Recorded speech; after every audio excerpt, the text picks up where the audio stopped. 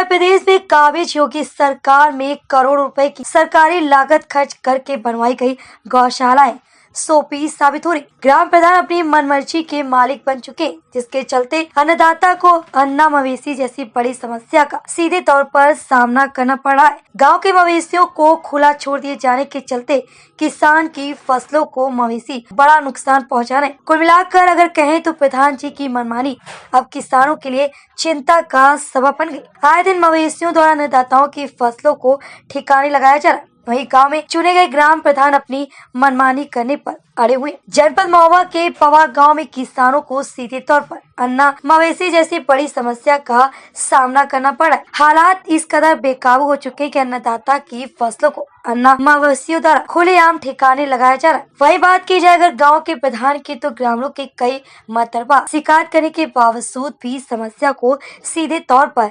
नजरअंदाज किया जा रहा है। प्रधान अपनी मनमानी पर उतारू है और किसान गौवंश की समस्या से परेशान है। गाँव में बनी गौशाला में अन्ना मवेशियों को रखने की कई बार प्रधान से मिन्नत करने के बाद भी अभी तक प्रधान ने समस्या का हल नहीं निकाला। मुख्यालय के डीएम कार्यालय पहुंचे पवा गांव के वासिंदों ने जिलाधिकारी महोबा मनोज कुमार से ग्राम प्रधान की शिकायत की। ग्रामीणों का आरोप है कि प्रधान से बार बार कहने के बाद भी हालात जस के तस बने हुए। न तो अभी तक प्रधान ने उनकी सुध ली और न ही अन्ना मवेशियों को गौशाला में रखा जा रहा है, जिसके चलते गौवंश उनकी फसलों को सीधे तौर पर नुकसान पहुँचा रहे। अगर जल्द इस परेशानी का हल न निकाला गया तो हालात और भी बिगड़ सकते हैं। जी, हमारे यहाँ अन्ना जानवर घूम रहे हैं। हम ग्राम पंचायत पवा मोरानी से आए हुए हैं। हमारे परसों के दिन जानवर गौशाला ले गए थे।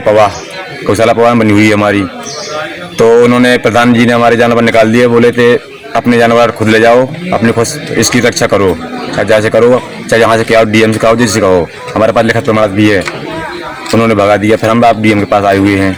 हमारे यहाँ हम ग्राम पंचायत पवा मोरानी के रहने वाले हैं, किसान हैं, और हमारे यहाँ जो अन्ना जानवर है वो पूरी फसलें नष्ट किए जा रहा है। तो इसके बावजूद हम डीएम साहब को प्रार्थना पत्र देने आए हैं, ज्ञापन देने, और हमने कई बार प्रधान जी से भी कहा है कि जानवर अपनी गौशाला में बैठो, तो उनने मना कर दिया। बोले यहाँ जानवर नहीं बैठेंगे और आप ले जाओ, स्वयं इनकी व्यवस्था बनाएं आप।